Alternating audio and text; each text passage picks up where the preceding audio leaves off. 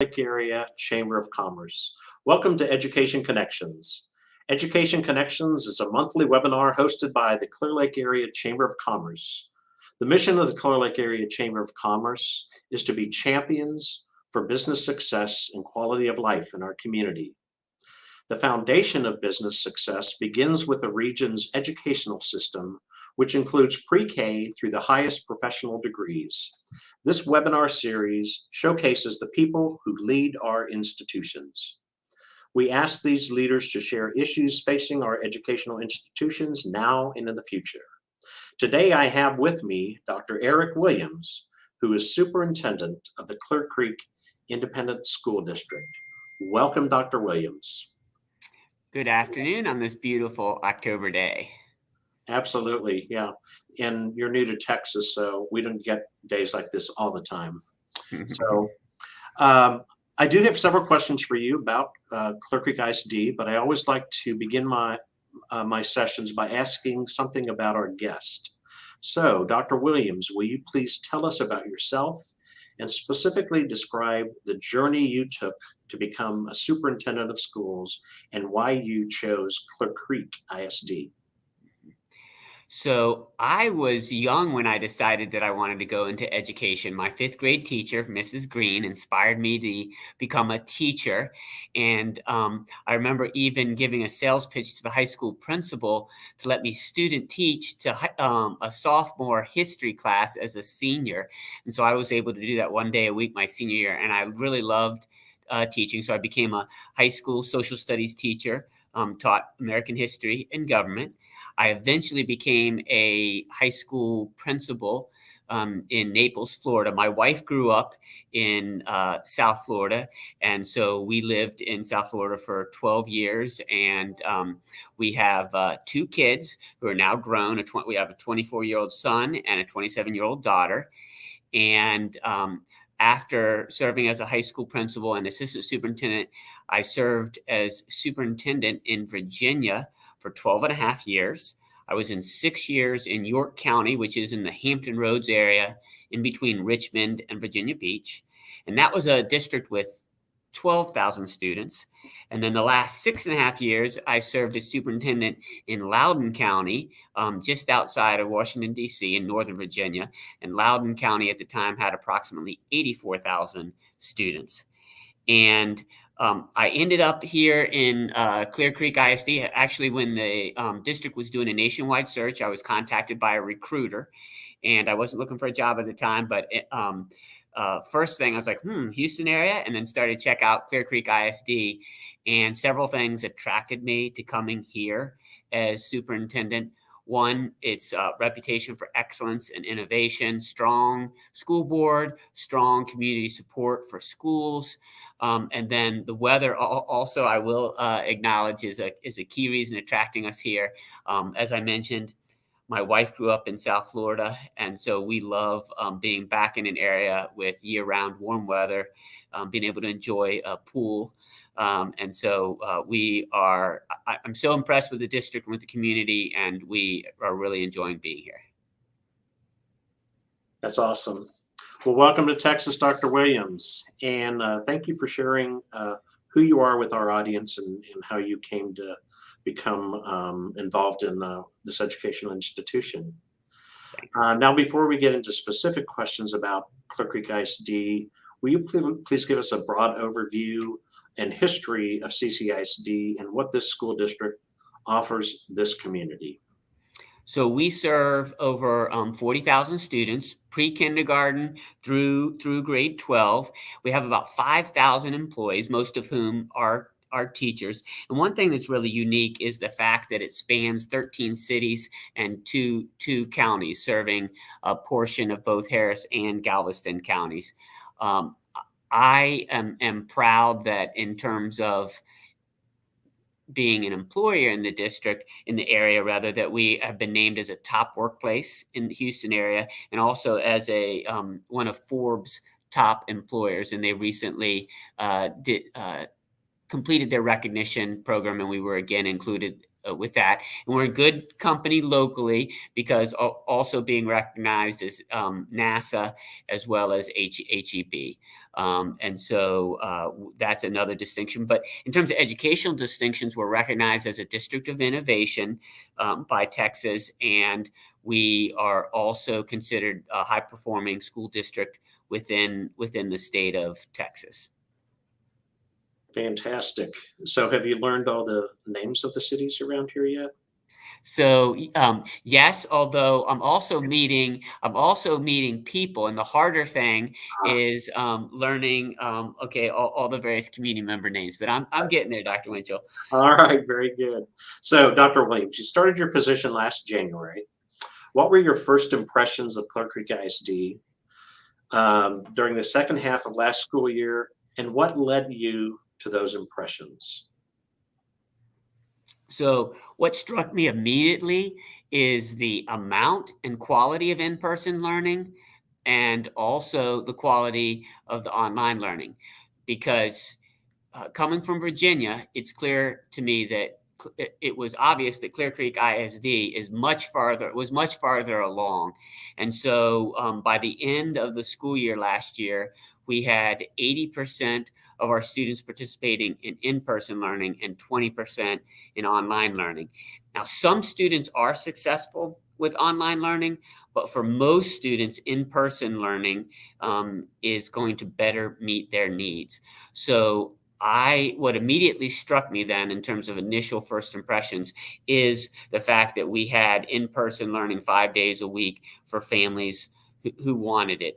And teachers doing a great job with that, but also teachers quickly adapting to learn to give online learning opportunities for those families who wanted it. I remember walking into classrooms where teachers were doing virtual science demonstrations and really highly engaging lessons with virtual learning. So that's one of the things that really impressed me. Another thing that impressed me is the strong community support broadly for the schools, but then also the sense of community within the schools themselves. And so I'll mention the Clear Lake Area Chamber as an example. The chamber's been supporting the schools for 50 years, and including strong traditions like the new teacher event that I had the opportunity to participate in this summer, and really rolling out the red carpet in terms of welcoming new teachers. New teachers leave that event knowing that they have the support of business leaders in the broader community, but then also just support from other community organizations, whether it's Rotary clubs, communities and schools. Obviously, you're familiar with that. And so I think it's great that the district has strong relationships with not-for-profit organizations like the Area Alliance and like communities and schools, and communities and the dropout prevention work that communities and schools does, along with serving some of our neediest students. That's incredibly valuable to contributing to student success. So that community support is a second thing that struck me, and again related to that is the strong sense of community within schools. You go to a particular school, and teachers, parents, and students describe that. And that sense of belonging is important because for a student perspective, when a student has that sense of belonging, they're going to be more likely to be academically engaged and therefore more likely to be academically successful. So one first impression related to the amount of in-person learning, another, the strong community support. A third area that I want to highlight is the strong tradition of and expectation for excellence. So we have high-performing schools, and the community both values that and expects it. And so I speak frequently of sustaining and building on our excellence. And that's important because it's clear that the community does not want to rest on its laurels, but instead wants to maintain the excellence of the district while also saying, hey, how can we better meet the needs of our students and the broader communities? So those are three first impressions that were important. And in terms of the way that I came to those impressions is just making sure that I was out and about. I'm having a blast. And so like I arrived in January, and by the end of the school year, I visited most schools at least twice. I was able to visit co-curricular activities last year, including cross country and baseball and softball games, and also basketball games. And then this year, I'm making sure I do the same, visiting schools, meeting with parent groups. I've done several dozen school visits already. I had a coffee talk this morning at Bayside Intermediate School with parents, and they asked me to give an overview, which I did for half an hour, but the second half an hour was even more valuable for me, asking, hey, what should I know as superintendent in order to inform the work that I'm doing? So those conversations are really important. I'm impressed what you've described, and you've only been here for 9 months. I've been here for several years, and that is what I love about this community is our business community in particular really appreciates education, and we do roll out the red carpet for our new teachers because we know that's our future. They're really giving in such a way that's going to really help our workforce. So, and you mentioned, and in terms of the business community, I mentioned the chamber organizations. Obviously, another key player is BAHEP, Bay Area Houston Economic Partnership, and both broadly and specifically their workforce education committee. yeah. And that leads me actually to the next question, because this K through 12 institution really has some great initiatives and special programs.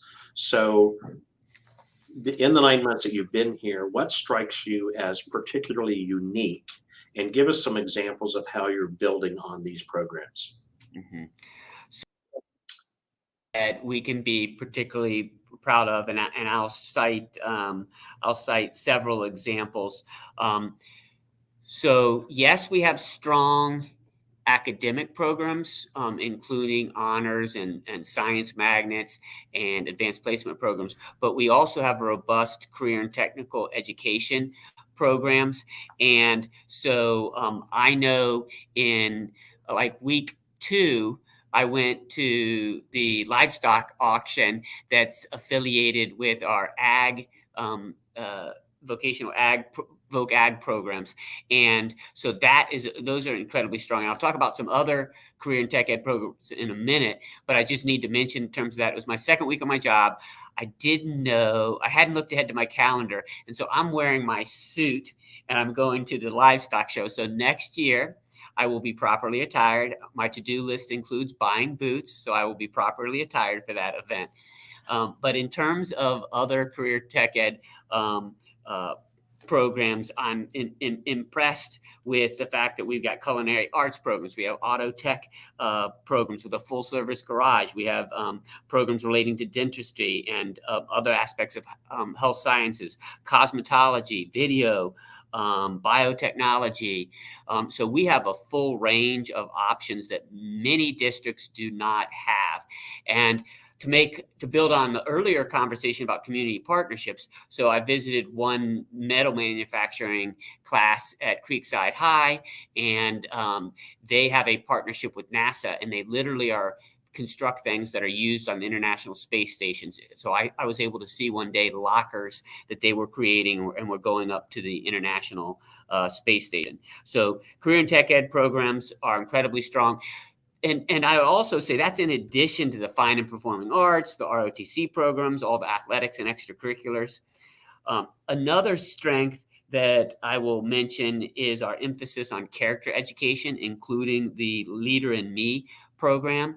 And so we have the Leader in Me initiative on 12 of our campuses, including elementary and middle school. And that's really about, as the title implies, developing students as leaders and empowering them as leaders, not just for the future, but now. And so you see, as reflections of that program, students taking on various responsibilities within the school.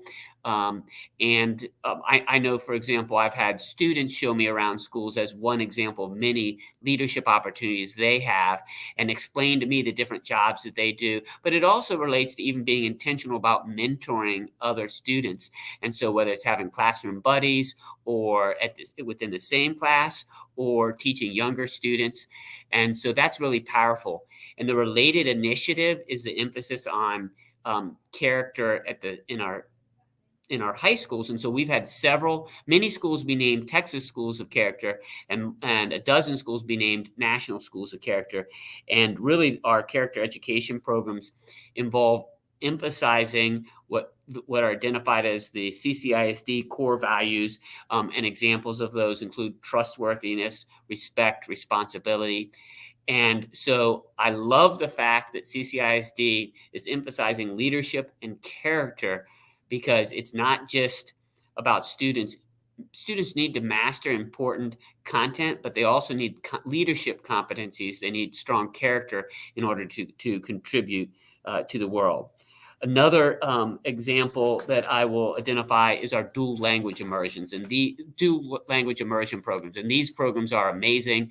Each of the dual language classes include some students who are native Spanish speakers and some who are native English speakers. And then content instruction is provided in both Spanish and English. And so, for example, one social studies unit may be taught in Spanish, another social studies unit would be taught in English. And there's incredible demand for these programs. They operate in 5 elementary schools, 2 intermediate schools, 5 elementary and 2 intermediate.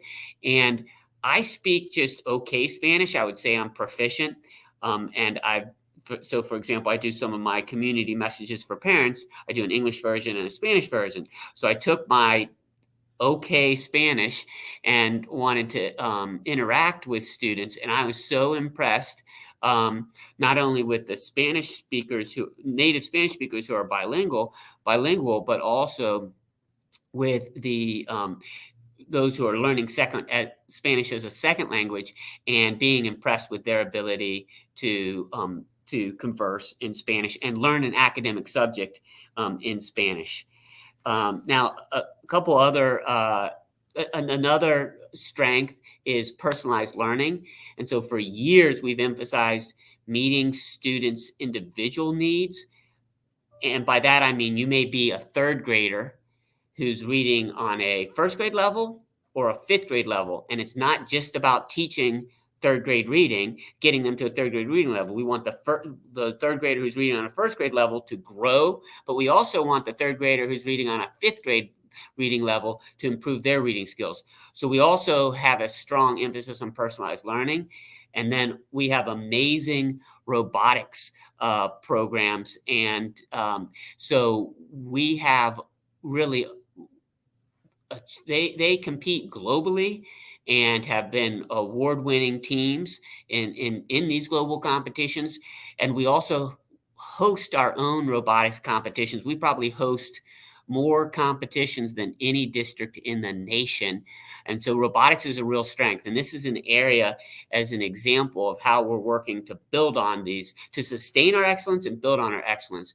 So we are establishing three immersion schools. So just like we have dual language immersion, we're immersing students in robotics, coding, which is just giving instructions to computers, and computational thinking, which references complex problem solving. So we're immersing students in these 3 elementary schools in robotics, coding, and computational thinking. We're engaged in a pre-launch year this year to prepare for launch of that program at the 3 schools next year. And then the plan would be to spread this with even greater emphasis than already exists throughout all of our elementary schools, and then transition into supporting programs at the intermediate and high school. One other example I'll mention of building on existing strengths is personalized learning. So I said that we've done lots of great work previously, and I gave the reading example in terms of having learning that meets students' individual needs. Well, we're building on that work. We're working with 10 elementary schools this year and doing a deep dive to really identify the consistent practices we want to see across all schools. And then we will be doing that deeper dive with all schools as we move forward. So those are two examples for building on the many strengths of this district. Awesome. So switching gears just a little bit, but actually not significantly, I want to talk a little bit about budget, or want to hear from you about budget. So the CCISD Board of Trustees did pass the budget for the fiscal year, and that fiscal year runs from September through August. So give us a little bit of the highlights of what that budget looks like. And I appreciate you saying that it's only switching the subject a little bit, because you're absolutely right. In order to sustain and build on our excellence, we need a budget that supports that. And our budget this coming year is about the same size. We will have actually, just one second. Let me check my notes here. I want to make sure I get the stat right. Yes, the budget this year is 700,000 more than it was last year, and we added very few positions. And what I'd like to talk about here is state revenues, and then I'll come back to talking some about the budget itself. So we face some challenges in coming years with state revenue. So a significant portion, we receive a greater portion of our revenue through local revenue, but we still receive significant funds as shown here from the state, but they're declining. And so we received almost 113 million last year. And by the 24-25 school year, it's projected to decline to under 83 million. So a decline, that's clearly a very significant decline. And if you look at basic aid, is referred to as available school and foundation aid. And so it dropped from 80 million, dropped by about 10 million this year to 70 million. And by the 24-25 school year, it'll fall another 17 million to $57 million. And then we also receive some state dollars called transition dollars that go away completely in the 24-25 school year. And I mention this to say that we face significant challenges because of this revenue situation, primarily driven by the state. And so in preparing for that and in passing the budget this year, we really added only a handful of positions. And so, for example, we added 4.5 positions to serve students with disabilities.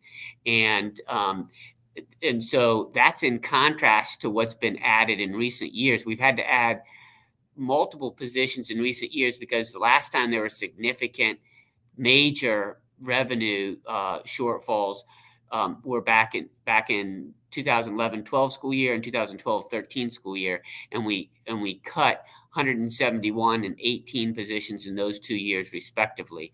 And so since that time, we've slowly added positions to make those up, and then to add another 80 plus net total to keep up with the rapid growth. Obviously, we've had rapid growth in the district, adding several thousand students. And so this year, though, we added just 4 positions, almost 4.5, and that in support of our students with disabilities.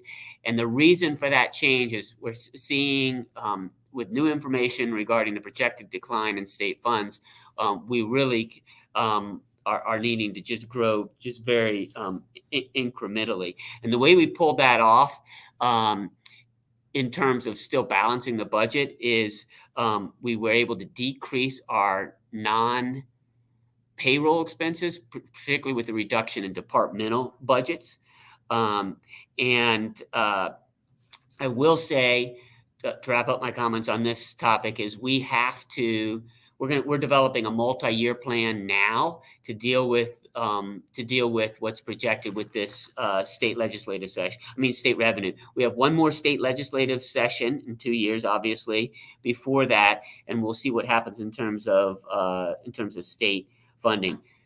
Now, on a related note, the operating budget does not fund the operating budget does not fund our school construction, and so our we, in terms of paying off bonds from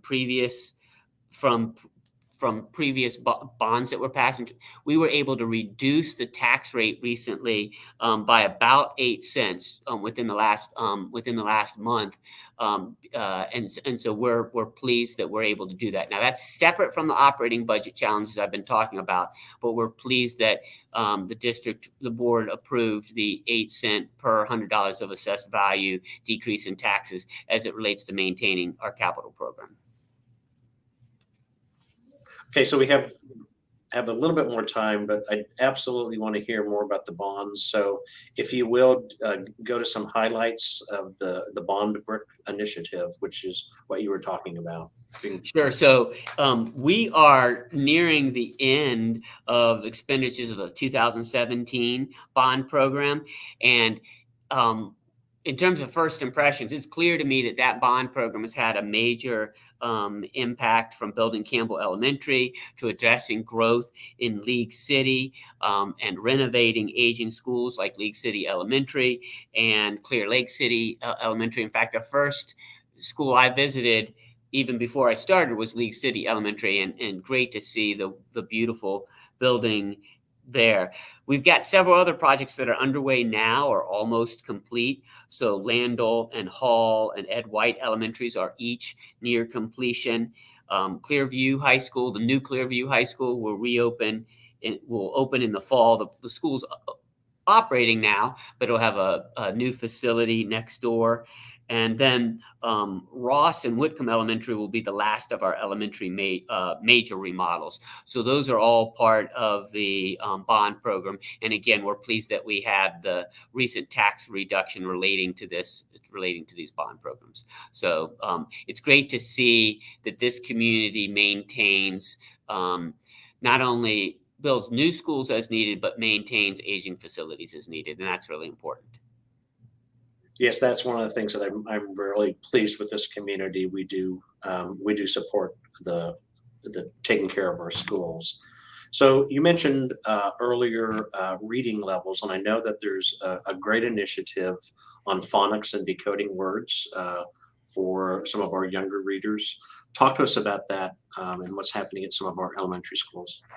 So as a nation, we know a lot more about the science of teaching reading. And too often in schools across the nation, there has not been sufficient emphasis in the last decade or so on teaching phonics and decoding. And so throughout the state of Texas, there's an emphasis on reading academies. And I'd like to tell you about so our kindergarten and first grade teachers are all attending these reading academies, learning the latest science about teaching reading and applying that in their classrooms. Other grade levels will participate in coming years. But I'd love to tell you about briefly about some visits that I've done to classrooms and to see this in action. So for example, at Parr Elementary School, at Robinson. Actually, we can talk, I'd love to talk about Robinson. At Robinson Elementary School, these students were so proud to go around the room, and you see them here in some photos, pointing to sight words that teachers had posted, whether it be stapler, tape, and other words around the room. So they were so proud to be able to identify them. However, some students it's not as easy to be able to identify sight words. So they need to learn how to break the words down into different parts. And so in my visit to Parr Elementary School, I saw students beginning to learn that, hey, a word has a beginning, a middle, and end. So teachers refer to words that start with a consonant, have a vowel in the middle, and end with a consonant as CVC words. So lab starts with an L, ends with a B, has a vowel in the middle. So teaching students explicitly about CVC words help them understand that there's a beginning, a middle, and end to a word, and helps them decode. So when they come to a word that they don't recognize, that they can sound it out. And another example of what enhances that, I saw at Robinson Elementary, and those Though in these classrooms, I observed teachers engaged in wordplay around rhyme. So which word rhymes with sun, run, or fan? And so as students, recognizing rhyming is really about understanding not only sounds, but then the connections between sounds and particular letters. And so really it's all about helping students learn to figure out words as they read. So that's been really powerful to see our teachers already so effectively applying the science of teaching reading, and that's going to nurture better readers in our student population. Okay. I have to acknowledge the great work that all our educational institutions have done in the middle of the COVID pandemic. So can you, as our final question, give us the latest news in terms of what the district's approach to COVID-19 is? So we are at a lot. Our number of active cases is a lot smaller. We're at about approximately 90 active cases in the district, whereas at the beginning of September we were at 670 cases. So we're pleased that those numbers have been declining. To put that in context, our number of active cases is still higher than much of last year. It's not as high as the peak last year, which was about 170. So we're well below that, but we're still higher than much of last year. So our mitigation strategies continue to be important. We continue to strongly encourage face coverings. We continue to provide physical distancing at lunches and at the secondary level, for example, students having opportunities for greater physical distancing and just continuing to spread out in cafeterias at the elementary level. And in terms of face coverings, parents at the elementary and intermediate levels, if they wish their kids to be wearing face coverings, then our teachers are promoting the consistent and proper usage of face coverings if the parents have indicated that. And so we are in accordance with the governor's executive order. We are not mandating face coverings, but we are strongly encouraging it. And that mandate issue is still tied up in the courts. The Attorney General sued some districts, and the Texas Supreme Court has said that for now the law of the land is the governor's executive order. But in the meantime, we're continuing with our mitigation measures, and that's very important.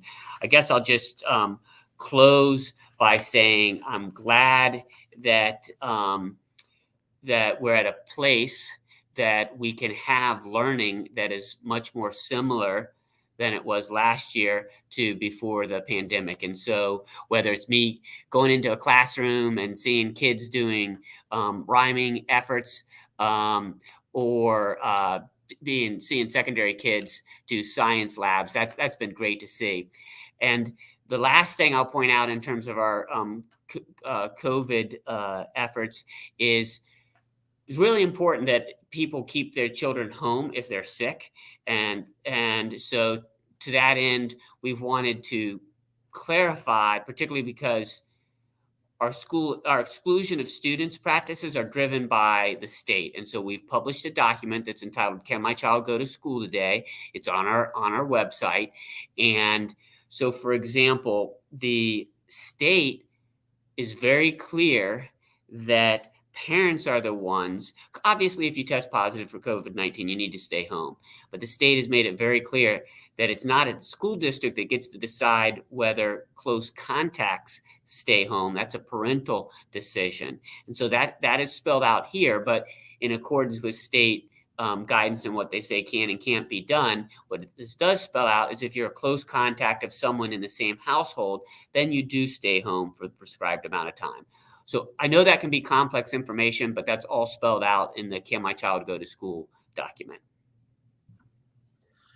Dr. Williams, thank you so much for joining this community. You really are doing an exceptional job. You fit in so well to our community. You get us, and I'm glad you got to Texas as fast as you could. Absolutely. So, and thank you so much for being on this show today. I'd really like to highlight all the leaders in our educational institution. And again, you're doing an exceptional job. I hope to see you in the community soon. Thanks to you and the Chamber for this opportunity today. Absolutely. Thank you.